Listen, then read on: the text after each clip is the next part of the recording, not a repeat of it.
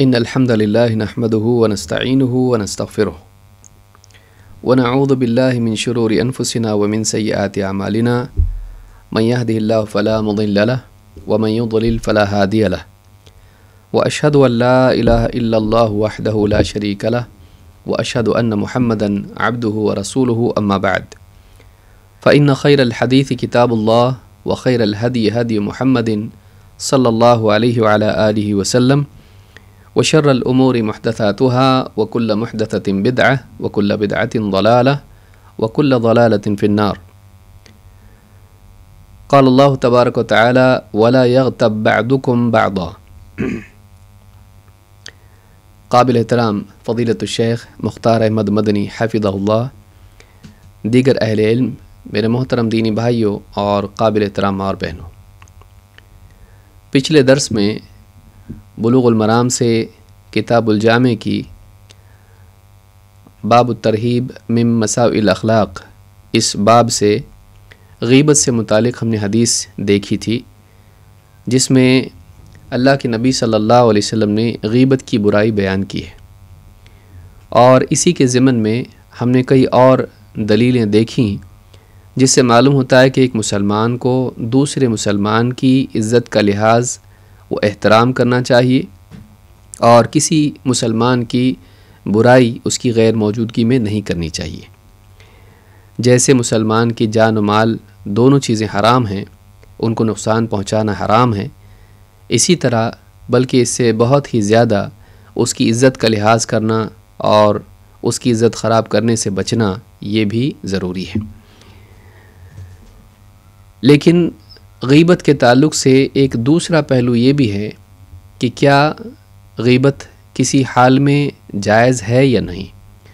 یا ہر حال میں غیبت بری ہے، منع ہے؟ اس لیے کہ دنیا میں ظلم اور برائیاں ہوتی ہیں، اور جہاں دنیا میں اچھے لوگ ہیں وہیں برے لوگ بھی ہیں۔ پھر اس برائی کو کسی کے سامنے بیان کیا جائے یا نہ کیا جائے، کبھی قانون کی وجہ سے، کبھی اپنا حق لینے کی وجہ سے، یا کسی اور وجہ سے انسان کو دوسروں کے سامنے بات بیان کرنی پڑتی ہے اور کسی کا عیب بیان کرنا پڑتا ہے۔ اگر آدمی ایسا نہ کرے تو اپنا حق اسے حاصل نہ ہو، وہ مظلوم کا مظلوم رہ جائے، یا کسی اور انسان کے ساتھ میں اگر اس کے اندر برائی ہو تو اس انسان کے ساتھ وہ رہتا اور جانتا اس کے اندر یہ برائی ہے، لیکن دوسرے نہیں جانتے ہیں، اور اس کی برائی سے دوسروں کو نقصان ہو، تو کیا ایسی صورت میں اس کی برائی کی خبر دی جا سکتی ہے یا نہیں؟ تو ایسے کئی سوالات ہیں جو غیبت کے ضمن میں آتے ہیں۔ آج کے اس درس میں ہم اسی سے متعلق گفتگو کریں گے انشاءاللہ۔ اہل علم نے بنیادی طور پر 6 باتیں بیان کی ہیں، یا 6 حالات، 6 لوگ بیان کیے ہیں کہ ان کی برائی بیان کی جا سکتی ہے کچھ خاص حالات میں۔ تو آج کے اس درس میں انشاءاللہ اسی بات کو ہم سمجھنے کی کوشش کریں گے۔ سب سے پہلی حالت کسی کی برائی بیان کرنا یا کسی کی غیبت کرنا وہ یہ ہے کہ ایک آدمی خود مظلوم ہے اور کسی نے اس پر ظلم کیا ہے، تو اس ظلم کی شکایت وہ کسی کے سامنے کر سکتا ہے، لوگوں کے سامنے، یا خصوصاً حاکم کے سامنے، پولیس کے سامنے، جہاں سے بھی اس کو انصاف مل سکتا ہو، جہاں سے اس برائی کو روکا جا سکتا ہو، ظلم کو روکا جا سکتا ہو، ان کے سامنے وہ اس برائی کو بیان کر سکتا ہے۔ اگر ضروری ہو تو نام بیان کر کے کہ فلاں نے مجھ پر ظلم کیا ہے، اور اگر ضروری نہ ہو تو آدمی بغیر نام بتائے بھی بتا سکتا ہے کہ فلاں نے مجھ پر ظلم کیا ہے، تو اس باب میں کیا کیا جائے۔ لیکن یہ استفتاء میں ہوتا ہے کہ فتویٰ پوچھنے میں انسان بتا سکتا ہے کہ بھائی فلاں نے مجھ پر ظلم کیا ہے، نام اس کا نہ لے، تو میں کیا کروں، میں اپنا حق کیسے لوں؟ لیکن جب ایک انسان کو واقعی اپنا حق لینا ہو تو ایسی صورت میں بالتعیین اس کو بتانا پڑتا ہے کہ کس نے اس پر ظلم کیا ہے، تاکہ قانون کے اعتبار سے اس کو اس کا حق دلایا جا سکے۔ اس پہلی حالت کے تعلق سے قرآن کریم کی آیت دلیل ہے۔ اللہ تعالیٰ فرماتا ہے لا يحب اللہ الجہر بالسوء من القول الا من ظلم۔ اللہ تعالیٰ اونچی آواز سے برائی کے بولنے کو پسند نہیں کرتا ہے، مگر یہ کہ کسی پر ظلم کیا جائے، یعنی کسی پر ظلم کیا جائے تو اس کے لیے اس کی گنجائش ہے کہ وہ جہراً کسی برائی کا ذکر کرے۔ لیکن یہ کیا ہے؟ اس کی تفسیر کیا ہے؟ مختلف اقوال اس میں علماء کے ہیں۔ امام البغوی رحمۃ اللہ علیہ نے ان دونوں باتوں کو جمع کیا ہے جو اقوال علماء کے اس باب میں ہیں۔ فرماتے ہیں فَيَجُوزُ لِلْمَظْلُومِ أَن يُخْبِرَ عَن ظُلْمِ الظَّالِمِ وَأَن يَدْعُوَ عَلَيْهِ، ایک مظلوم کے لیے جائز ہے کہ ظالم کا ظلم جو اس پر ہوا ہے اس کو بیان کرے، اس کی خبر دوسروں کو دے، اور اسی کے ساتھ اس کے لیے جائز ہے کہ وہ اس کے لیے بد دعا کرے۔ کسی نے ظلم کیا اس کے اوپر تو اس کے لیے بد دعا کر سکتا ہے۔ یہ دونوں قول اہل علم کے آئے، ابن عباس رضی اللہ تعالیٰ عنہما سے یہ دوسرا قول بھی ہے کہ اگر کسی پر ظلم ہوا ہے تو اس کے لیے بد دعا کر سکتا ہے۔ ضروری نہیں کہ کرے ہی، معاف کرنا افضل ہے، لیکن اس کے لیے جائز ہے کہ اگر کسی نے ظلم کیا ہے تو اللہ تعالیٰ سے اس کے لیے یعنی بد دعا اس کے لیے کرے۔ تو ایک قول تو یہ ہے کہ اس کی خبر دوسروں کو دے، اور دوسرا قول یہ ہے کہ اس کے لیے اللہ تعالیٰ کو پکارے، اللہ سے دعا کرے اس کے خلاف۔ تو یہ دونوں باتیں اس باب میں آئی ہیں، جس سے معلوم ہوتا ہے کہ ایک انسان اگر مظلوم ہے تو وہ ظالم کی اس برائی کی، اس ظلم کی، اس عیب کی خبر دوسروں کو دے سکتا ہے، خصوصاً حاکم کو۔ اس تعلق سے ایک حدیث بھی ہے، ابو ہریرہ رضی اللہ تعالیٰ عنہ فرماتے ہیں، ان سے روایت ہے، کہتے ہیں جاء رجل الی النبی صلی اللہ علیہ وسلم، ایک شخص اللہ کے نبی صلی اللہ علیہ وسلم کی خدمت میں حاضر ہوا، یشکو جارہ، اور اپنے پڑوسی کی شکایت کی، فقال اذهب فاصبر، اللہ کے نبی صلی اللہ علیہ وسلم نے اس شخص سے کہا کہ جاؤ اور صبر کرو، جاؤ صبر کرو، پڑوسی تکلیف دیتا ہے، صبر کرو۔ فأتاہ مرتین او ثلاثا، لیکن وہ آدمی 2 سے 3 مرتبہ اسی طرح سے بار بار آیا اور یہی شکایت کی کہ میرا پڑوسی مجھ کو بہت ستاتا ہے۔ قال اذهب فاطرح متاعک فی الطریق، آپ صلی اللہ علیہ وسلم نے اس سے کہا، ان صاحب سے کہا کہ جاؤ اور اپنا سارا گھر کا جو سامان ہے وہ لے جا کے راستے پہ رکھ دو، گھر کا سامان راستے پر لے جا کے رکھ دو۔ فطرح متاعه فی الطریق فجعل الناس يسألونه فيخبرهم خبره، جب اس نے ایسا کیا اس شخص نے تو آنے جانے والے لوگ دیکھتے تھے کہ یہ سارے گھر کا سامان لے کے راستے پہ کیوں بیٹھا ہوا ہے، پوچھتے تھے کیا بات ہے بھئی، ایسا کیا ہوا تم کو جو ایسا بیٹھے ہوئے راستے پر سارا سامان لے کر۔ فجعل الناس يسألونه فيخبرهم خبره، تو وہ بتاتا تھا کہ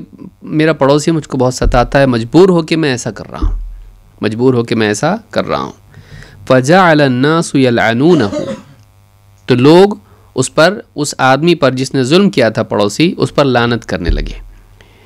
فعل اللہ به وفعل وفعل، کہ لوگ کہنے لگے کہ اللہ تعالیٰ اس کے ساتھ ایسا اور ایسا کرے، یعنی اس کے لیے بد دعا کرنے لگے، اس کے لیے بری دعا کرنے لگے۔ فجاء الیہ جارہ فقال له ارجع لا ترى منی شیئا تکرہہ، وہ پڑوسی مجبور ہو کے آیا اور کہا کہ بھائی اپنے گھر کو چلو، اب آج کے بعد تم کوئی ایسی چیز مجھ سے نہیں دیکھو گے جس سے تم کو پریشانی ہو اور برا لگے۔ اس حدیث کو امام ابو داؤد نے روایت کیا ہے، حدیث نمبر 5153، اور شیخ الالبانی کہتے ہیں کہ حدیث حسن صحیح ہے۔ اس حدیث سے بات معلوم ہوئی کہ اللہ کے نبی صلی اللہ علیہ وسلم نے اولاً تو ترغیب دی صبر کرنے کی، جب دیکھا کہ معاملہ بہت بڑھ گیا ہے تو آپ نے ایک ترکیب ان کو سجھائی تاکہ لوگوں کے دباؤ کی وجہ سے وہ آدمی اپنی غلطی سے باز آ جائے۔ آپ نے کہا کہ لے جا کر اپنا سارا اثاثہ، سارا متاع، اپنا گھر کا جو سامان ہے باہر رکھ دو، بیٹھ جاؤ راستے پر لے کر۔ ظاہر بات ہے کوئی آدمی اپنے گھر کا سامان راستے پر لے کر نہیں بیٹھتا ہے، لوگ پوچھیں گے تو بتانا پڑے گا، جب بتائیں گے تو لوگ جو ہیں اس آدمی کو یا تو ڈانٹیں گے یا کچھ اور ہوگا، اصلاح کریں گے اس کی۔ تو جب ایسا ہوا تو لوگ اس کے لیے بد دعا، جب اس کو خبر پہنچی، وہ بھی انسان ٹھیک ہے، یعنی وہ اچھا ہی آدمی تھا لیکن کبھی کچھ غلطی بھی انسان سے ہوتی ہے، احساس ہوا فوراً کہ میرے لیے لوگ بد دعا کر رہے ہیں، اور ایسی نوبت آ گئی کہ یہ پڑوسی جا کے باہر بیٹھ گیا ہے، تو پھر آ کے اس نے ان سے معذرت کی، ان صاحب سے معذرت کی اور کہا کہ اس کے بعد کوئی چیز مجھ سے تم ایسی دیکھو گے نہیں جس سے تم کو برا لگے، واپس چلو، یعنی واپس چلنے کے لیے گھر کہا کہ چلو بھائی گھر واپس چلو، آج کے بعد نہیں ستاؤں گا۔ تو اس سے اصلاح بھی ہو گئی اور معاملہ حل بھی ہو گیا۔ تو یہاں پر یہ بات معلوم ہوتی ہے کہ ان صاحب نے اپنے پڑوسی کی برائی لوگوں سے بیان کی، بلکہ اس سے پہلے آ کر اللہ کے نبی صلی اللہ علیہ وسلم سے بھی بیان کی۔ کیوں؟ اس لیے کہ وہ مظلوم تھے۔ تو ایک مظلوم کو یہ حق ہے کہ وہ ظالم کی غیبت کرے، ایک مظلوم کو یہ حق ہے کہ کسی نے اس پر ظلم کیا ہے تو اس کی برائی دوسروں کے سامنے بیان کرے۔ ہاں یہاں بات یہ ہے کہ اس کی وہی برائی بیان کرنا چاہیے جو اس کے تعلق سے ہے، یہ نہیں کہ اس کی ساری زندگی بھر کی چیزیں لوگوں کے سامنے بیان کرے۔ جو اس سے متعلق ہے، جو ظلم سے متعلق ہے، آدمی کو چاہیے کہ وہی باتیں بیان کرے، نہ یہ کہ اس کی ایسی چیزیں جو چھپی ہوئی ہے اور کسی کا اس سے کوئی تعلق نہیں ہے تو آدمی پوری اس کی عزت اچھالنا شروع کرے۔ نہیں، ظلم کی حد تک کہ اس کی بات بیان کرنا جائز ہے۔ اسی طرح سے اللہ کے نبی صلی اللہ علیہ وسلم کی ایک اور حدیث ہے جو اس باب میں آئی ہے۔ آپ فرماتے ہیں کہ لَيُّ الْوَاجِدِ يُحِلُّ عِرْضَهُ وَعُقُوبَتَهُ۔ لَيُّ الْوَاجِد یعنی ایک آدمی جس نے قرض لیا ہے اور واجد اس کے پاس مال ہے، وہ غنی ہے، اس کے پاس یعنی چیزیں موجود ہیں، مال دینے کے لیے، قرض لوٹانے کے لیے پیسہ موجود ہے، لیکن پھر وہ کیا کریں؟ انہیں ٹالتا رہے۔ لئی الواجد، لئی سے یعنی مطل اس کو علماء نے کہا کہ ٹالتا رہے، آدمی ہے پیسہ دینے کے لیے لیکن پھر بھی جس سے قرض لیا ہے اس کو لوٹاتا نہیں ہے اور ٹالتا ہے ٹالتا ہے ٹالتا ہے، کافی دینے میں پریشان کرتا ہے۔ لئی الواجد یحل عرضہ وعقوبتہ، آپ نے کہا کہ مالدار ہو کر بھی قرض دینے میں ٹالتے رہنا یا کسی کا حق دینے میں ٹالتے رہنا، یہ اس کی عزت اور اس کی سزا کو حلال کر دیتا ہے، اس کی عزت اور اس کی سزا کو حلال کر دیتا ہے۔ یحل عرضہ وعقوبتہ، امام احمد، ابو داود، نسائی، ابن ماجہ اور حاکم نے اس کو روایت کیا ہے، اور صحیح الجامع صغیر حدیث نمبر 5487 پر شیخ الالبانی کہتے ہیں کہ یہ حدیث حسن ہے۔ امام النووی رحمۃ اللہ علیہ فرماتے ہیں قال العلماء یحل عرضہ بأن یقول ظلمنی ومطلنی، کہتے ہیں کہ حدیث میں جو آیا ہے کہ اس آدمی کی عزت کوئی چیز حلال کر دیتی ہے۔ مطلب کیا ہے؟ بأن یقول ظلمنی ومطلنی، کہ وہ لوگوں سے کہے کہ اس آدمی نے میرے ساتھ ظلم کا معاملہ کیا اور میرا پیسہ لوٹاتا نہیں ہے، تو اس طرح سے لوگوں سے وہ کہہ سکتا ہے۔ وعقوبتہ الحبس والتعزیر، اور اس کی عقوبت کیا ہے؟ اس کی عقوبت حلال ہو جاتی کا مطلب یہ ہے کہ اس کے لیے حبس، حاکم اس کو قید بھی کر سکتا ہے اور وہ تعزیر اس کو سزا بھی دے سکتا ہے، یعنی اس کے لیے قید اور سزا حلال ہو جاتی ہے کہ اگر اس نے اس طرح سے کچھ کیا تو حاکم اس کی سزا کے طور پر کچھ بھی سزا اس کو دے سکتا ہے، اس کو تعزیر اور حبس کی سزا ہو سکتی ہے۔ تو اس سے معلوم ہوتا ہے کہ اگر کوئی آدمی کسی کا حق اس کو نہیں دیتا ہے، چاہے وہ پھر وہ جائیداد میں سے ہو، چاہے وہ قرض ہو، چاہے تجارت کا معاملہ ہو یا کوئی بھی معاملہ ہو، اگر کسی سے کسی کا کچھ حق آنا ہے، ملنا چاہیے اس کو، اور اگر اس کو حق وہ نہیں دیتا ہے جبکہ اس کے لیے امکان ہے، جبکہ وہ دے سکتا ہے لیکن پھر بھی نہیں دیتا ہے، ٹالتا ہے بلا وجہ، تو ایسے آدمی کے تعلق سے حدیث میں آیا ہے کہ اس کی عزت اور اس کی عقوبت حلال ہو جاتی ہے۔ عقوبت سے مراد یہ نہیں کہ آپ اس کی پٹائی کریں، بلکہ قانونی طور پر اس کے خلاف یعنی اقدام کیا جا سکتا ہے۔ تو اس حدیث سے بھی یہ بات معلوم ہوتی ہے کہ مظلوم کے لیے گنجائش ہے کہ وہ ظالم کی غیبت کرے، لوگوں کے سامنے مسئلے کو، معاملے کو بیان کرے۔ ایک دوسرا یعنی یہ پہلی چیز ہوئی 6 باتوں میں سے پہلی، کہ تظلم جس کو آپ کہیں یا ظلم جس کو آپ کہیں، کہ ظلم کی بنیاد پر غیبت کی جا سکتی ہے، مظلوم غیبت کر سکتا ہے۔ نمبر 2، استفتاء، فتویٰ پوچھنے کے لیے، جیسے کسی کی بھی بارے میں کوئی بات بتانی ہو، جیسے کوئی آدمی کہے میں فلاں آدمی نے فلاں غلط کام کیا اور میں بھی اس میں شریک تھا، یا اس طرح کی کوئی بات ہو تو کسی کے بارے میں بتانا ضروری ہو۔ مسئلہ گھر کا ہو کہ ہمارے گھر میں ایسا ہوا، فلاں نے ایسا کیا، شوہر نے ایسا کیا، بیوی نے ایسا کیا، جیسے کوئی خاتون پوچھ رہی ہے عالم سے، تو ایسی صورت میں اس کی غیبت کی جا سکتی ہے کہ یہ مسئلہ ہے اور اس میں میں کیا کروں۔ تو کسی انسان کے بارے میں بولنا پڑے،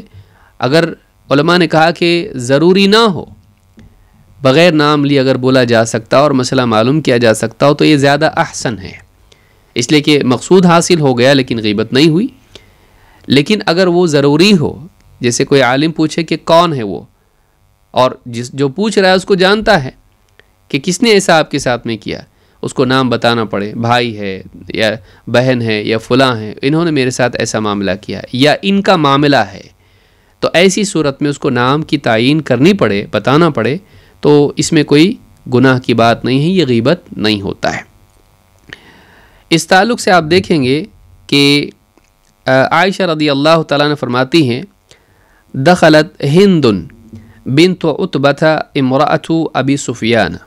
علی رسول اللہ صلی اللہ علیہ وسلم، حضرت ابو سفیان رضی اللہ تعالیٰ عنہ کی بیوی حضرت ہند رضی اللہ تعالیٰ عنہ اللہ کے نبی صلی اللہ علیہ وسلم کے پاس آئیں، آپ کے گھر میں آئیں، فقالت یا رسول اللہ ان ابا سفیان رجل شحیح، ایک روایت میں ہے رجل مسیک، ایک روایت میں رجل ممسک، کہا کہ اے اللہ کے رسول ابو سفیان جو ہیں یہ بڑے یعنی مال کے روک کے رکھنے والے اور کنجوسی کرنے والے ہیں۔ اپنے شوہر کے بارے میں بیان کیا، گھر کی زندگی ہے تو اب مسئلہ پیش آیا تو بتانا پڑا، کہا کہ اللہ کے رسول ابو سفیان جو ہیں یہ صحابی ہیں، کہا کہ وہ بھی انسان تھے، ان کی زندگی میں بھی چیزیں ہوتی تھی، گھریلو مسائل ان کے بھی ہوا کرتے تھے، ان کا کمال ان مسائل کے باوجود دین کی خدمت کرنا ہے، تو کہا کہ ان ابا سفیان رجل شحیح، اللہ کے رسول سفیان جو ہے ابو سفیان جو ہیں یہ بڑے یعنی بخل کرنے والے انسان ہیں، مال کو روک کے رکھتے ہیں، چھوڑتے ہی نہیں جلدی، لا یعطینی من النفقۃ ما یکفینی ویکفی بنی، مجھے اتنا پیسہ نہیں دیتے ہیں خرچ کے لیے جو میرے لیے اور میرے بچوں کے لیے کافی ہو، تھوڑا تھوڑا دیتے ہیں پیسے، بعض شوہر ہوتے ہیں جو بہت سنبھال کے پیسہ دیتے ہیں بیویوں کو، تو اب وہ ہو سکتا ہے دین کے لیے بھی خرچ کرتے ہوں، ہو سکتا ہے کچھ اور بات ہو سکتا ہے کمی ہو، کہا کہ لا یعطینی من النفقۃ ما یکفینی ویکفی بنی، کہا کہ مجھے اتنا نفقے میں یا خرچ گھر کا نہیں دیتے ہیں جو میرے لیے اور میرے بچوں کے لیے کافی ہو جائے، الا ما اخذت من مالہ بغیر علمہ، ہاں مگر یہ کہ ان کے علم کے بغیر ہی میں کچھ ان کے مال میں سے لے لیتی ہوں، فہل،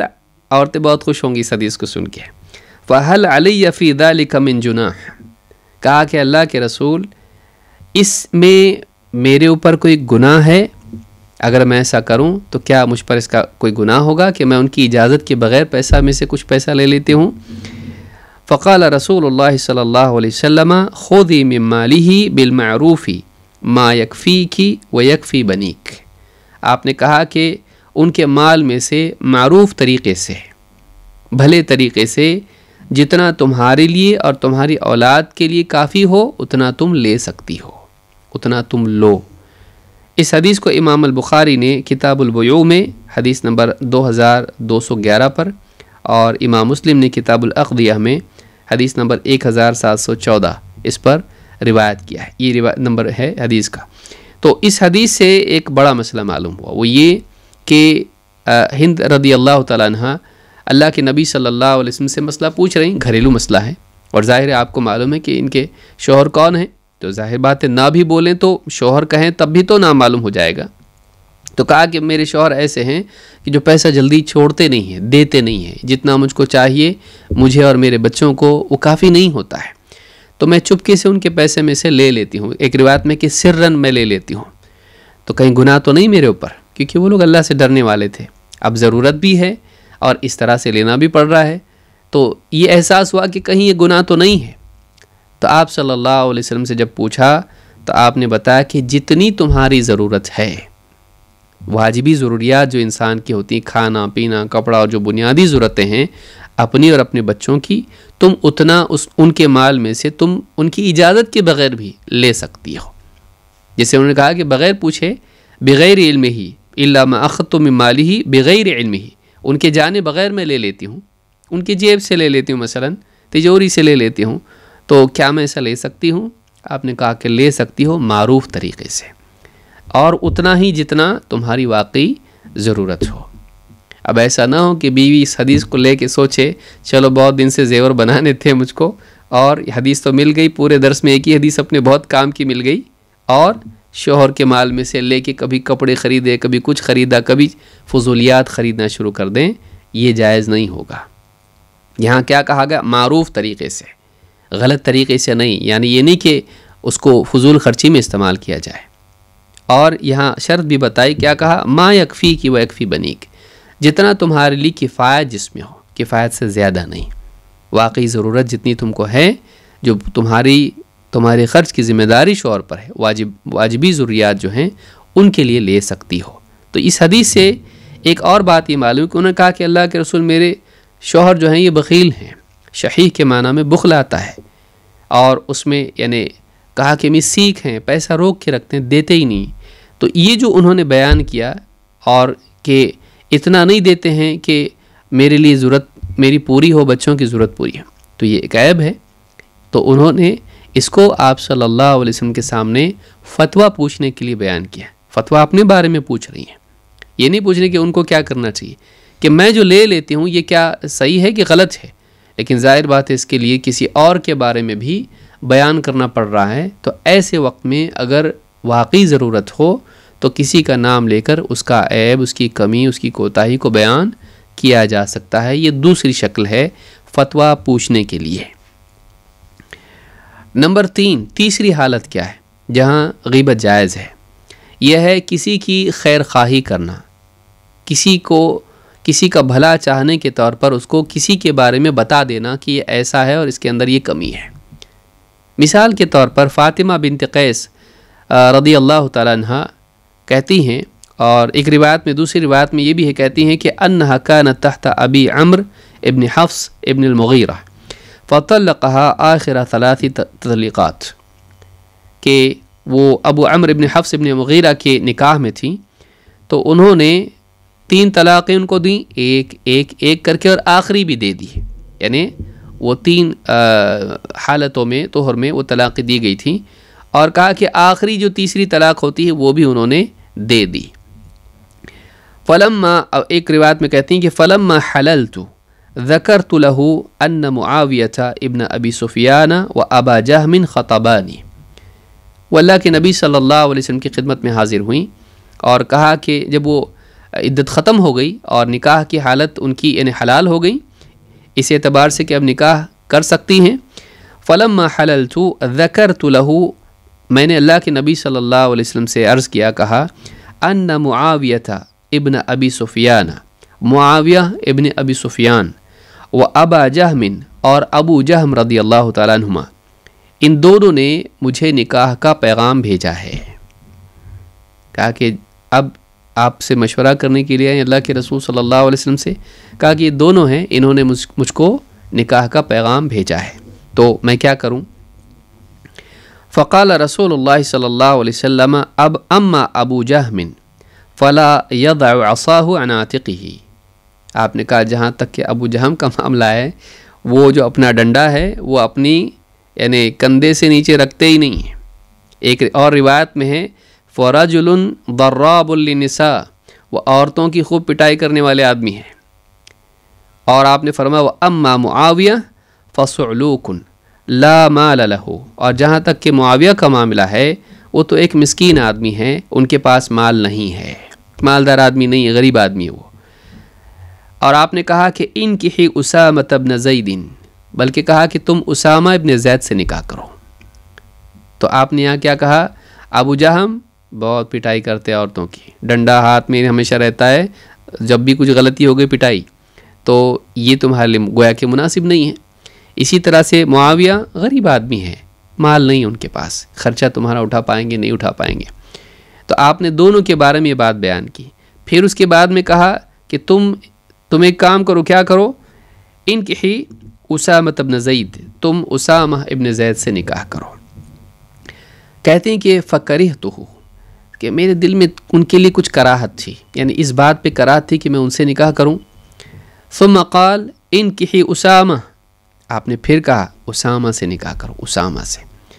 کہتے ہیں کہ فنکحتہ، تو پس آپ نے جب اس طرح سے کہا تو میں نے اسامہ ابن زید رضی اللہ تعالیٰ عنہ سے نکاح کیا۔ فجعل اللہ فیہ خیرا، کہتے ہیں کہ بس اللہ تعالیٰ نے اسی نکاح میں میرے لیے خیر ڈال دی۔ واغتبطت بہ، اور اتنا اچھا ہمارا معاملہ رہا کہ لوگ دوسری عورتیں میری یعنی سلسلے میں یعنی رش کرتی تھیں کہ کیا زبردست ان لوگوں کا معاملہ ہے،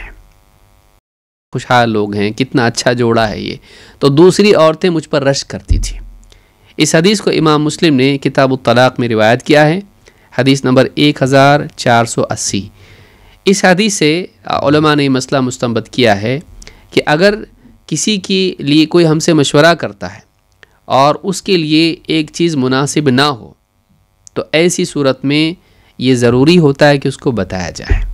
اسی لیے جب وہ آپ کے پاس آئیں مشورہ لینے کے لیے کہ ان دونوں کا رشتہ مجھ کو آیا ہے تو میں کیا کروں، نکاح کے لیے ہاں کروں کہ نہ، تو آپ نے کہا دیکھو بات یہ ہے کہ ابو جہم ڈنڈے والے ہیں عورتوں کے تعلق سے، اور معاویہ مال کے اعتبار سے کمزور ہیں، تو دونوں کے اعتبار سے یہ بات بیان کی اور آپ نے مشورہ دیا بلکہ تم اسامہ سے نکاح کرو۔ اس میں آپ نے دونوں کے بارے میں ایک ایک کمزوری بتائی۔ اچھے انسان میں بھی کمزوریاں ہوتی ہیں تو اس سے وہ برا نہیں ہو جاتا ہے، لیکن یہاں آپ نے کہا تمہارے لیے یہ زیادہ مناسب ہے۔ تو اس حدیث کو امام مسلم نے روایت کیا اور علماء نے اس سے یہ مسئلہ مستنبط کیا ہے کہ اگر کوئی آپ سے خیر خواہی چاہتا ہے تو آپ کے لیے ضروری ہے کہ آپ اس کو حق بات بیان کریں، اس کی خیر خواہی کریں، اس کا بھلا چاہیں، اور آپ اس کے ساتھ خیانت نہ کریں۔ یہ ایک بہت اہم حدیث ہے جس سے ایک دوسرا مسئلہ بھی معلوم ہوتا ہے جو موجودہ دور میں ایک بدعت جو رائج ہو گئی ہے، بدعت الموازنہ۔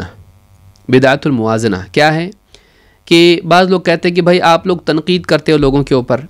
فلاں جو ہے عالم ایسا ہے اس کے اندر عیب ہے، اور وہ عالم ایسا اس کے اندر برائی ہے، اس کا منہج غلط ہے، اس کا عقیدہ غلط ہے، فلاں عالم ایسا ہے گمراہ ہے، تو اس میں اچھائیاں بھی تو ہے نا۔ تو آپ ایک کام کرو، آپ اگر اس کے اوپر یعنی تنقید کر رہے ہو تو اس کے ساتھ اس کی بھلائیاں بھی بیان کرو تاکہ عدل و انصاف ہو جائے، کہ یہ عدل و انصاف ہے کہ کسی کا عیب بیان کیا جائے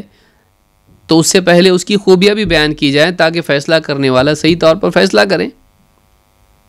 تو آپ یعنی یہ سمجھتے ہیں کہ انصاف کا تقاضا ہے، عدل و انصاف کا تقاضا ہے کہ برائیاں صرف نہیں بیان کی جائیں کسی کی بلکہ اس کی بھلائیاں بھی بیان کی جائے، اور جب بھی برائی بیان کی جائے اس کے ساتھ بھلائی ضرور بیان کی جائے۔ اگر نہیں کرتا ہے بھلائی بیان تو ایسا آدمی خائن ہے یا ایسا آدمی ظالم ہے، ایسا آدمی عدل و انصاف نہیں کر رہا ہے۔ اس طرح کا ایک فلسفہ اس دور میں بعض لوگوں نے چھیڑا ہے اور اس طرح سے لوگ کہتے ہیں۔ علماء نے کہا کہ یہ بدعت الموازنہ ہے، بولنے میں تو بہت اچھی بات لگتی ہے لیکن اس کی زد نہ صرف علماء پر آتی ہے جو تنقید کرتے ہیں گمراہ لوگوں پر، بلکہ اس کی زد اللہ کے رسول صلی اللہ علیہ وسلم پر آتی ہے، بلکہ اس کی زد نعوذ باللہ اللہ تک بھی جاتی ہے، نعوذ باللہ اللہ کے رسول اور اللہ تعالی۔ یہاں آپ دیکھیں گے کہ کیا حضرت معاویہ میں بھلائیاں نہیں تھی؟ کتنی ساری بھلائیاں تھیں۔ کیا حضرت ابو جہل میں بھلائیاں نہیں تھی؟ بہت ساری بھلائیاں تھیں، ایمان، تقوی اور عبادات سے لے کر بہت کچھ، دین کے لیے سب کچھ قربانی دینا، سب کچھ تھا ان کے اندر۔ لیکن یہاں جب وہ خاتون آئیں تو اس وقت میں اللہ کے نبی صلی اللہ علیہ وسلم نے یہ نہیں کہا اس میں یہ بھلائی ہے، یہ بھلائی ہے، یہ بھلائی، اور ایک یہ چیز بھی ہے، آپ نے بھلائیاں سرے سے ذکر نہیں کی۔ دونوں کے سلسلے میں آپ نے ایک بھی بھلائی بیان نہیں کی، بس آپ نے اتنا ہی بیان کیا کہ اس میں یہ کمی ہے، اس میں یہ کمی ہے۔ تو اگر یہ کہا جائے کہ اگر ہم کسی کی کمی بیان کر رہے ہیں تو اس کی خوبیاں بھی بیان کریں، اگر نہیں کرتے ہیں تو ہم ظالم ہیں، تو نعوذ باللہ کیا رسول صلی اللہ علیہ وسلم پر اس کی زد نہیں آتی ہے؟ لہٰذا جو لوگ اس طرح کی بات کرتے ہیں ان کی بات غلط ہے۔ آپ دیکھیں اللہ رب العالمین نے قرآن کریم میں مشرکین کی برائیاں بیان کی ہیں۔ کیا مشرکین میں سخاوت نہیں تھی؟ مشرکین کے اندر کیا دوسری کوئی بھلائی نہیں تھی؟ ان کے اندر مہمان نوازی سے لے کر ساری چیزیں ان کے پاس تھیں، عربوں کی مہمان نوازی مشہور تھی، لیکن قرآن کریم میں مشرکین پر اللہ نے تنقید کی، ان کی برائیاں بیان کی، ان کو شر البریہ اللہ نے کہا، بدترین مخلوق اللہ نے کہا، لیکن کہیں اللہ تعالیٰ نے ان کی بھلائیوں پر کوئی گفتگو نہیں کی، اللہ تعالیٰ نے ان کی بھلائیوں کا ذکر کہیں نہیں کیا۔ تو یہ کیا عدل نہیں ہے؟ یہ کیا عدل کے خلاف ہے؟ کہ اللہ تعالیٰ کو بھی اب یہ کہا جائے گا کہ اللہ نے بھی یہاں نعوذ باللہ مشرکین کے حق میں انصاف نہیں کیا؟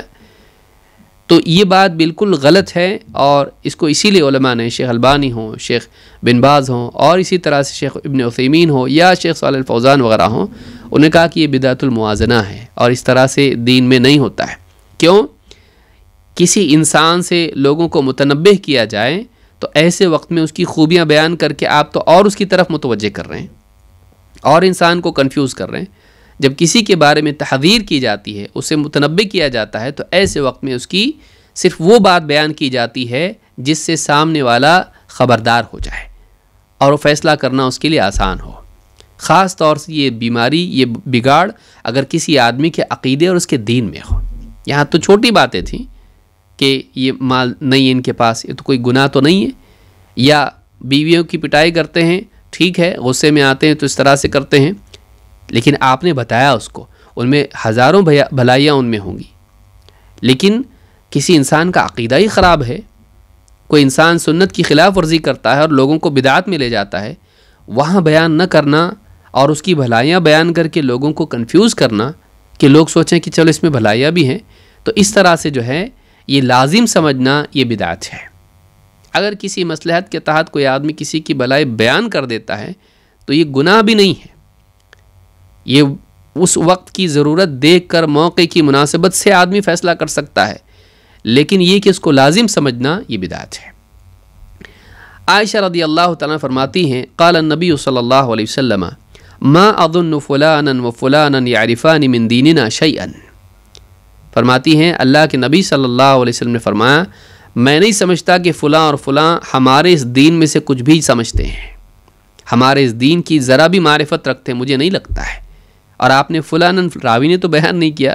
لیکن آپ صلی اللہ علیہ وسلم تھوڑی نا ایسا فلاں فلاں کہیں گے، آپ تو بتا رہے ہیں کہ فلاں شخص اور فلاں شخص دونوں کے نام لے کر آپ نے کہا، میں نہیں سمجھتا کہ یہ دونوں دین کی ذرا بھی سمجھ رکھتے ہیں، ان کو دین کی کوئی معرفت ہے جو دین ہمارا دین ہے۔ ما اظن فلانا فلانا یعرفان من دیننا شیئا۔ لیث ابن سعد جو اس حدیث کے راوی ہیں کہتے ہیں کانا رجلین من المنافقین، یہ جن دو لوگوں کے بارے میں آپ نے کہا یہ دو منافق لوگ تھے، ان کے بارے میں آپ نے کہا مجھے نہیں لگتا کہ انہیں دین کی کچھ سمجھ ہے، یہ دین کو کچھ پہچانتے بھی ہیں کہ واقعی دین اللہ کا کیا ہے۔ اس حدیث کو امام البخاری نے کتاب الادب میں روایت کیا ہے، حدیث نمبر 6067 پر۔ اس سے بھی معلوم ہوتا ہے کہ کسی انسان کے اندر برائی ہے اور اس کی برائی سے مسلمانوں کو، انسانیت کو تکلیف اور نقصان ہو سکتا ہے، خطرہ ہے، تو اس کو لوگوں کے سامنے بیان کیا جا سکتا ہے ان کی خیر خواہی کے طور پر۔ اور یہی وجہ ہے کہ اہل علم نے راویوں کے حالات بیان کیے، محدثین نے راویوں پر جرح کی، یہ راوی حدیث کا بیان کرنے والا ہے لیکن یہ پرہیزگار نہیں ہے، جھوٹ بولتا ہے، یہ راوی ایسا ہے اس کا حافظہ خراب ہے، یہ راوی ایسا ہے جو بدعت میں مبتلا ہو گیا تھا، تو انہوں نے راویوں کے بارے میں بیان کیا کہ اس کے یہ معتبر نہیں ہے، یہ معتبر نہیں ہے، یہ ضعیف ہے، یہ بہت سخت ضعیف ہے، یہ جھوٹا ہے، یہ تالیف ہے، یہ قضا و قضا، ان کی برائیاں بیان کی۔ اس وقت کے لوگ جو تھے بھولے بھالے، ان لوگوں نے کہا یہ تو غیبت کر رہے سارے محدثین بیٹھ کے۔ اس وقت میں محدثین نے کیا کہا، اس کی ایک مثال امام احمد ابن حنبل کی ہے۔ عبداللہ ابن امام احمد ابن حنبل رحمہ اللہ فرماتے ہیں کہ جاء ابو تراب النخشبی الی ابی، ابو تراب النخشبی میرے والد صاحب کے پاس آئے، امام احمد کے پاس آئے، فجعل ابی یقول فلان ضعیف فلان ثقہ، میرے والد صاحب امام احمد کہنے لگے ان کے سامنے فلاں راوی ضعیف ہے، فلاں راوی ثقہ ہے، معتبر ہے، ایک کمزور ہے، فلاں کمزور ہے، فلاں اچھا راوی ہے، کوئی اچھا راوی نہیں ہے حدیث کے اعتبار سے۔ فقال ابو تراب یا شیخ لا تغتب العلماء، ابو تراب نے کیا کہا جو ساتھ میں بیٹھے ہوئے تھے، کہا کہ اے شیخ علماء کی غیبت مت کرو، امام احمد سے کہہ رہے ہیں علماء کی غیبت مت کرو۔ ظاہر بات ہے کہ کوئی حدیث بہت بیان کرنے والا بھی ضعیف ہو سکتا ہے، بدعتی ہو سکتا ہے، تو کہا کہ اتنی ساری حدیثیں وہ بیان کر رہا اور آپ اس کو عالم ہو کے بھی اس کو آپ کہہ رہے ہو کہ یہ ضعیف ہے۔ کہا یا شیخ لا تغتب العلماء، اے شیخ علماء کی غیبت مت کرو۔ فالتفت ابی الیہ، امام احمد ان کی طرف متوجہ ہوئے۔ امام عبداللہ ابن امام احمد کہتے ہیں کہ میرے والد صاحب ان کی طرف متوجہ ہوئے، فقال لہ ویحک ھذا نصیحہ لیس ھذا غیبہ، کہا برا ہو تمہارا، یہ خیر خواہی ہے امت کی، یہ خیر خواہی ہے، یہ غیبت نہیں ہے، یہ غیبت نہیں ہے بلکہ یہ بھلا چاہنا ہے۔ لوگوں کو کیسے معلوم پڑے گا حدیث صحیح کہ ضعیف ہے؟ دین پورا یعنی گڑبڑ ہو جائے گا، جھوٹی باتیں بھی دین میں شامل ہو جائیں گی نبی صلی اللہ علیہ وسلم کے اقوال کے طور پر۔ تو کہا یہ خیر خواہی ہے امت کی، بھلا چاہنا ہے، یہ غیبت نہیں ہے۔ اس کو امام ترمذی نے شرح علل ترمذی میں امام ابن رجب نے اس کو ذکر کیا ہے۔ اس طرح کے اور بھی سلف کے واقعات ہیں جس میں انہوں نے اس طرح کی باتیں کہی ہیں۔ امام ترمذی نے علل ترمذی میں شرح علل ترمذی میں کہا ہے، کہتے ہیں کہ وذکر ابن المبارک رجلا فقال یکذب، ایک آدمی کا ذکر ابن مبارک رحمۃ اللہ علیہ نے کیا اور کہا جھوٹ بولتا ہے، یعنی یہ حدیث میں جھوٹ بولتا ہے یا لوگوں کے کلام میں جھوٹ بولتا ہے، یکذب۔ فقال له رجل یا ابا عبد الرحمن تغتاب، ایک آدمی بیٹھا ہوا تھا، اس نے کہا کہ اے ابو عبد الرحمن، یعنی امام ابن مبارک سے کہا تغتاب، آپ غیبت کر رہے ہیں، آپ یعنی اس کے بارے میں آپ اس کی برائی بیان کریں لوگوں کے سامنے، تغتاب آپ غیبت کرتے ہو۔ قال اسکت، کہا چپ، کیا کہا؟ اسکت، چپ، اذا لم نبین کیف یعرف الحق من الباطل، کہا کہ اگر ہم واضح نہ کریں لوگوں کے حالات کو، حق اور باطل میں فرق کیسے ہوگا؟ لوگ تمیز کیسے کریں گے کون سی حدیث معتبر ہے، کون سی حدیث معتبر نہیں ہے، کون سا علم قابل اعتماد ہے، کون سا قابل اعتماد نہیں ہے؟ کیونکہ قرآن میں تو اللہ نے حکم دیا ہے کہ ان جاءکم فاسق بنبأ فتبینوا، اگر فاسق تمہارے پاس کوئی خبر لے کر آئے اس کی تحقیق کرو۔ تو اگر کوئی فاسق ہے تو اس کی خبر معتبر نہیں ہے جب تک کہ تحقیق کر کے ویریفائی نہ کی جائے، کسی معتبر ماخذ سے نہ ملے، کسی معتبر ذریعے سے وہ خبر نہ ملے تو اس کی فاسق کی خبر قابل قبول نہیں ہے، اس پر توقف کیا جائے گا جب تک کہ اس کی تحقیق نہ ہو۔ جب تک کہ تحقیق نہیں ہوتی اس پر عمل نہیں کیا جائے گا، قبول نہیں کیا جائے گا، رکی رہے گی خبر۔ تو یہاں پر کہا کہ اذا لم نبین کیف یعرف الحق من الباطل، اگر ہم بیان نہ کر دیں، واضح نہ کر دیں لوگوں کے حالات کو، تو پھر حق اور باطل میں فرق کیسے ہوگا؟ تو اس کو بھی امام ترمذی نے شرح علل ترمذی میں بیان کیا ہے۔ اس سے معلوم ہوتا ہے کہ جو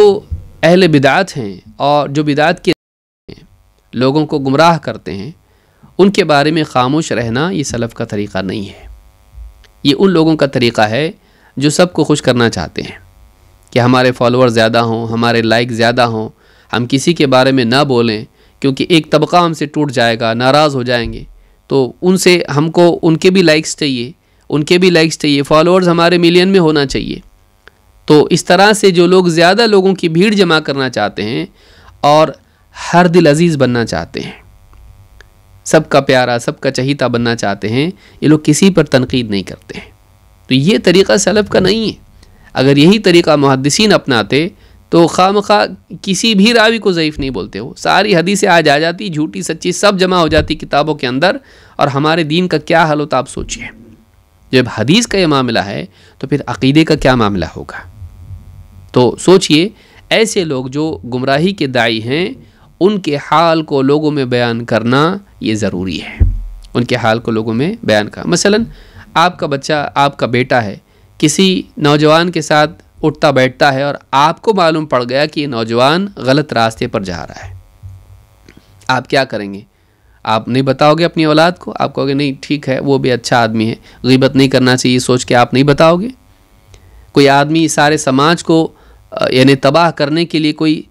یعنی سازش رچ رہا ہے اور آپ جانتے ہیں اس کو اور آپ نہیں بتائیں گے، آپ خاموش رہیں گے؟ تو یہ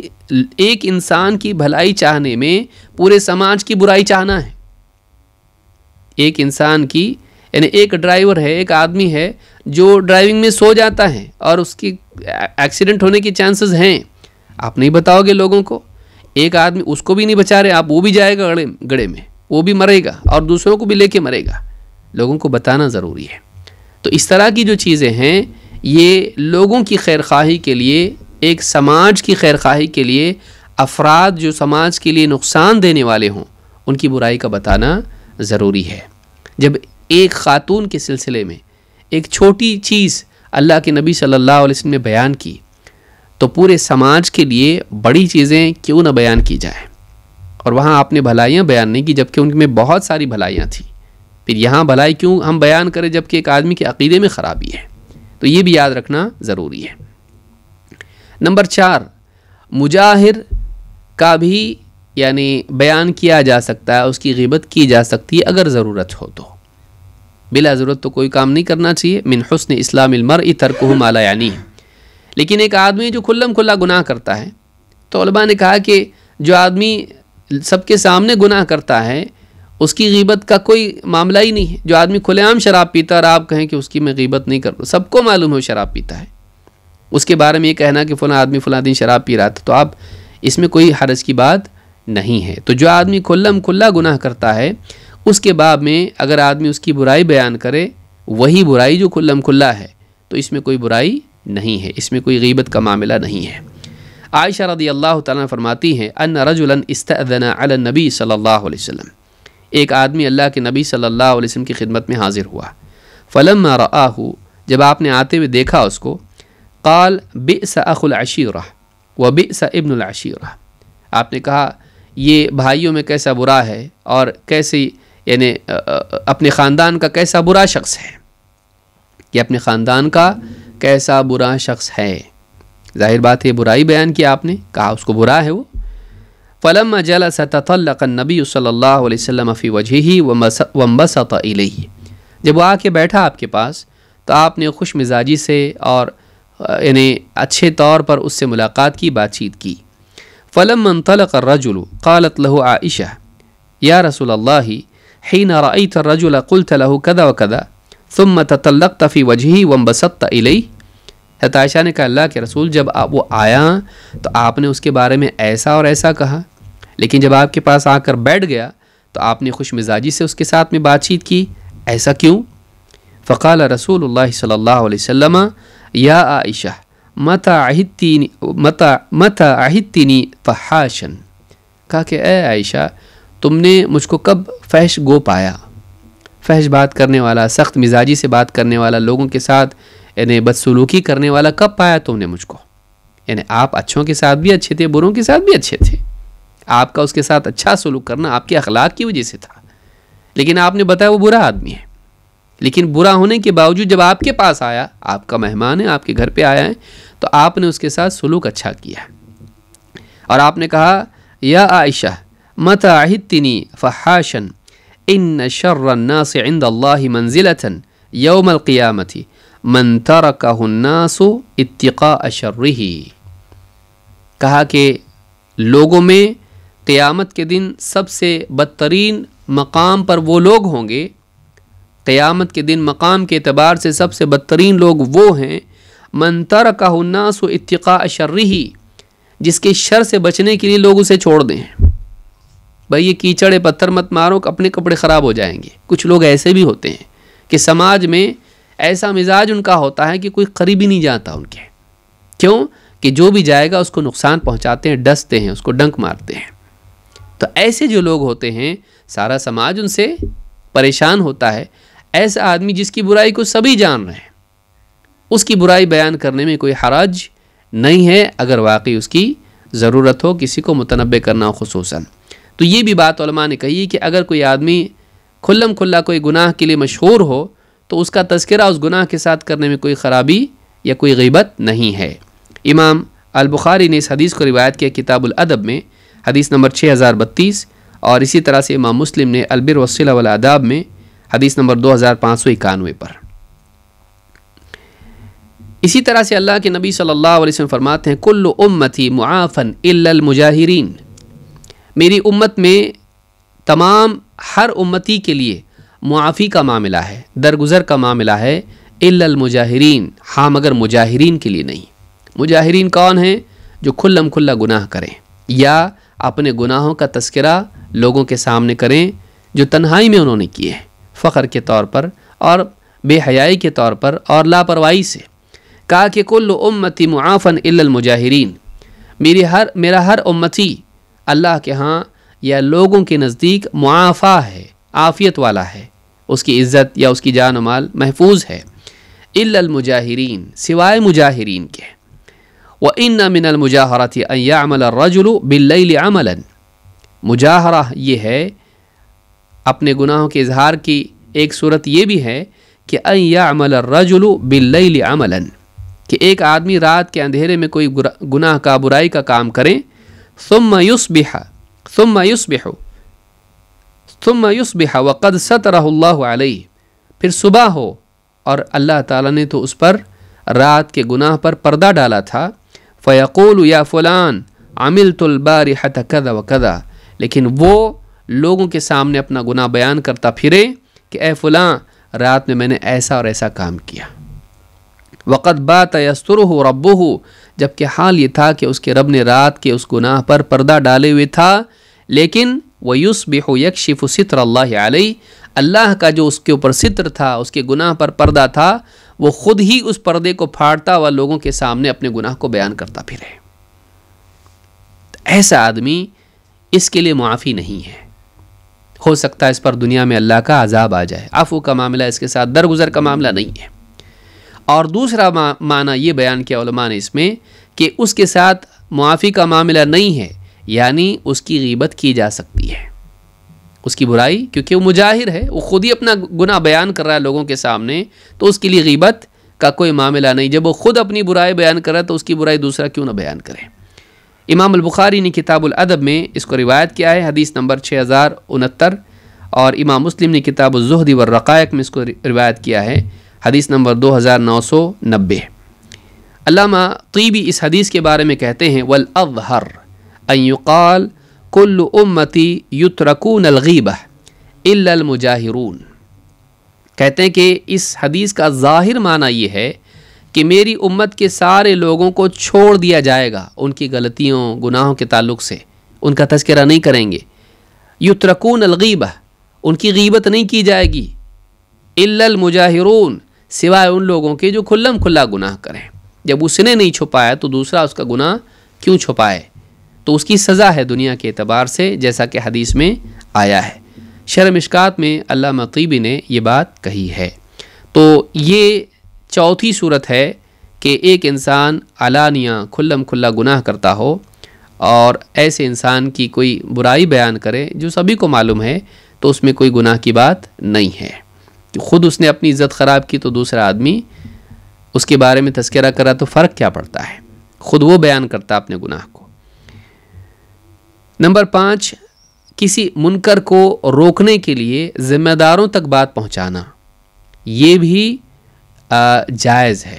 ایسے وقت میں اگر غیبت کرنی پڑے تو اس میں کوئی حرج نہیں ہے۔ مثلا کوئی آدمی کوئی گناہ کر رہا ہے، جیسے مثال کے طور پر کوئی آدمی شرکیہ پمفلٹ تقسیم کر رہا ہے، اب آپ نے دیکھا اس کو اور لوگ لے بھی رہے ہیں اور کوئی روک نہیں رہا اس کو، اب آپ نے دیکھا کہ غلط کام کر رہا ہے، تو آپ نے ذمہ داروں تک، حاکم تک، پولیس تک، یا جہاں بھی جو لوگ ہیں جو اس کے اتھارٹی ہوتے ہیں، آپ نے ان تک بیان کیا کہ دیکھیے یہ آدمی غلط کام کر رہا ہے، جبکہ یہ الاؤڈ نہیں ہے۔ تو ایسی صورت میں اس کی برائی بیان کرنا غیبت نہیں ہوگا،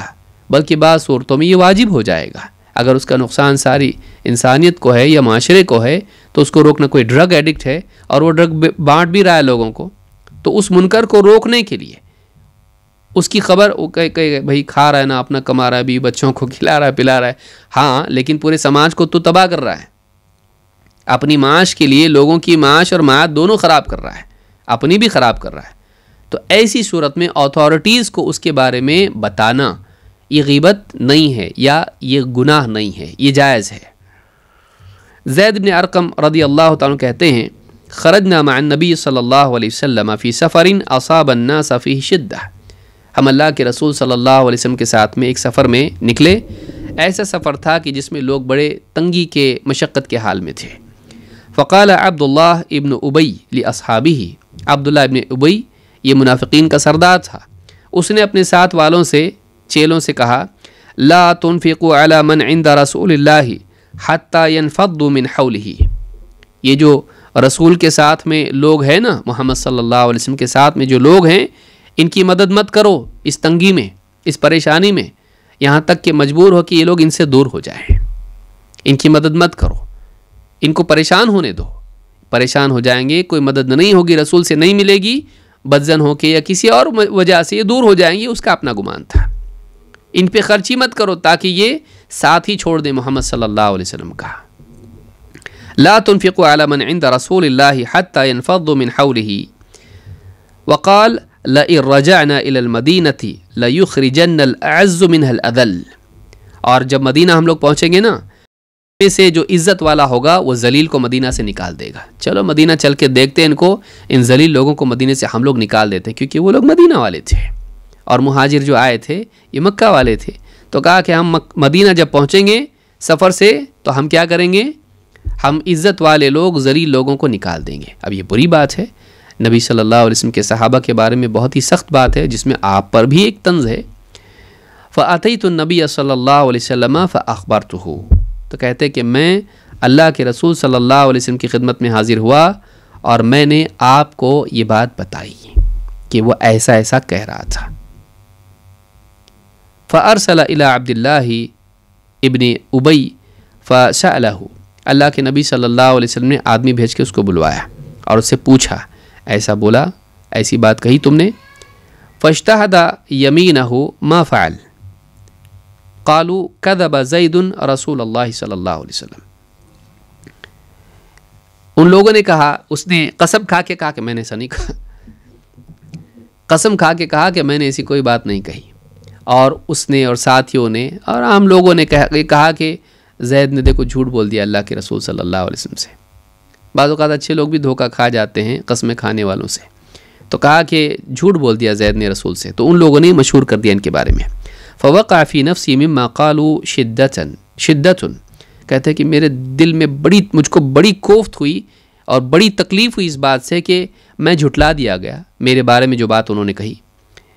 حتی انزل اللہ عز وجل تصدیقی فی اذا جاءک المنافقون، سورہ منافقون کی آیات اللہ نے نازل کی اور میری بات کی تصدیق اللہ نے کر دی۔ فدعاهم النبی صلی اللہ علیہ وسلم لیستغفر لهم فلووا رؤوسهم، جب یہ آیت نازل ہوئی تو اللہ کے رسول صلی اللہ علیہ وسلم نے ان کو بلوایا، منافقین کو کہا آؤ تاکہ میں تمہارے لیے استغفار کروں۔ انہوں نے کہا کہ چلو جانے دو، نہیں آتے ہم، اس طرح سے کہہ کے چہرے موڑ کے وہ لوگ نکل گئے، تو منہ پھیر لیا ان لوگوں نے اور نہیں آئے۔ اللہ کے نبی صلی اللہ علیہ وسلم کے بلانے کے باوجود وہ لوگ آپ کی خدمت میں حاضر نہیں، ہم کو ضرورت نہیں ہے آپ کے استغفار کی، کیونکہ وہ گھمنڈی لوگ تھے، وہ لوگ منافقین تھے، آپ کو تو مانتے ہی نہیں تھے، وہ لوگ مجبوراً مانتے تھے، سامنے نہیں کرتے تھے لیکن اپنی مجلسوں میں آپ کے بارے میں باتیں بناتے تھے۔ تو امام البخاری نے اس کو روایت کیا تفسیر القرآن میں حدیث نمبر 4903، اور امام مسلم نے صفات المنافقین و احکامہم میں حدیث نمبر 2772۔ اس میں جو اصل ٹکڑا ہمارا ہے، جو استدلال اس سے ہے، فَأَتَيْتُ النَّبِيَّ صلی اللہ علیہ وسلم فَأَخْبَرْتُهُ، جو آپ کے پیچھے آپ کے بارے میں برائی کرنے والے اس طرح کے جو لوگ تھے، تو ان کی وہ بات میں نے آ کے اللہ کے نبی صلی اللہ علیہ وسلم کو بیان کر دی۔ تو آپ حاکم تھے اس وقت میں، نبی بھی تھے، رسول تھے اور حاکم بھی تھے، اور وہ لوگ ایسی باتیں کر رہے تھے اور جا کے ہم ایسا کریں گے، ایک سازش بیان کر رہے تھے یا ایک ارادہ اپنا ظاہر کر رہے تھے ایک برائی کا، تو اس کو سن کر جب انہوں نے آپ سے بیان کیا تو انہوں نے جھٹلا دیا، قسمیں کھا لی۔ تو یہ جو یعنی اور اللہ نے پھر ان کی تصدیق میں، صحابی کی تصدیق میں آیتیں نازل کی۔ تو اس حدیث سے بات معلوم ہوتی ہے کہ اگر کچھ لوگ کوئی برائی کرنے والے ہوں اور اس سے کچھ نقصان ہو سکتا ہو تو اتھارٹیز تک ان کی بات پہنچانا یہ بھی غیبت نہیں ہے، یعنی ایک فساد کو روکنے کے لیے یا ایک منکر کو روکنے کے لیے اگر ایسا کرتے ہیں تو اس میں کوئی برائی نہیں ہے۔ نمبر 6، کسی کی پہچان کے لیے اس کا عیب ذکر کرنا جس میں اس کی برائی مقصود نہ ہو لیکن وہ اسی سے پہچانا جاتا ہو، کہ کوئی کسی کا رنگ کالا ہو، کسی کی آنکھ ٹیڑھی ہو، یا کسی کے یعنی پاؤں ٹیڑھے ہوں، یا اس طرح کی کوئی بات ہو، اس میں کوئی ایسی چیز ہو جس سے اس کو پہچانا جاتا ہے، تو مجبوری میں اگر کچھ ایسا ہو کہ اس کے بارے میں بتانا پڑے کہ وہ ایسا فلاں، تاکہ لوگ جانیں جس کو بتانا ہے، تو ایسے وقت میں اس کا وہ بیان کرنا، بتانا، یہ غیبت نہیں ہے، جبکہ دل میں اس کی برائی بیان کرنے کی نیت نہ ہو، اس میں بس تعارف اس میں مقصود ہو۔ ایک لمبی روایت ہے جو ابو ہریرہ رضی اللہ تعالیٰ عنہ کی ہے، میں اس کا بس ایک ٹکڑا ذکر کروں گا کیونکہ وقت بھی ہمارے پاس اتنا نہیں ہے۔ اس روایت میں ہے کہ ایک مرتبہ اللہ کے نبی صلی اللہ علیہ وسلم نے ظہر کی نماز یا عصر کی نماز 2 ہی رکعت پڑھا دی اور سلام پھیر کے آپ جا کے ایک کھونٹے کے پاس مسجد میں ٹھہر گئے۔ تو صحابہ پریشان ہوئے کہ عصر کی نماز آپ نے 4 کی بجائے کتنی پڑھی؟ 2 ہی رکعت پڑھی۔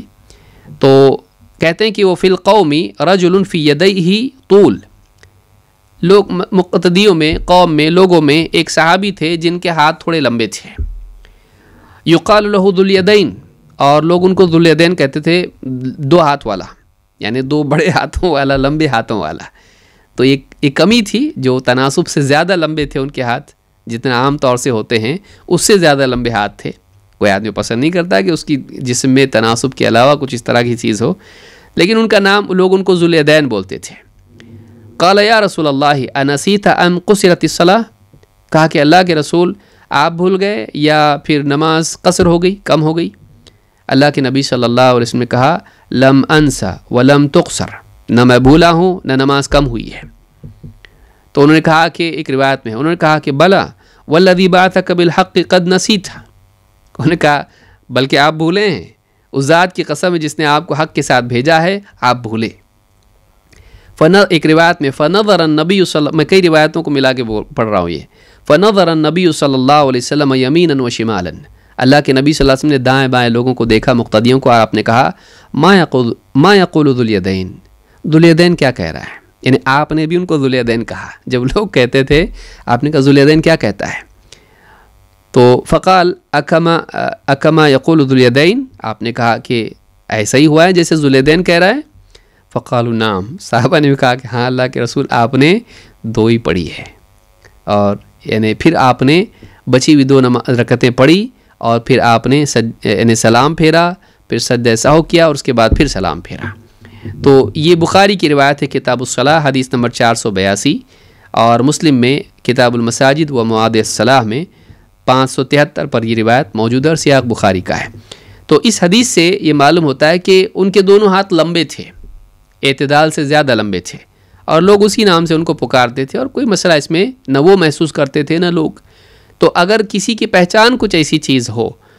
بشرطے کہ اس کو برا نہ لگتا ہو،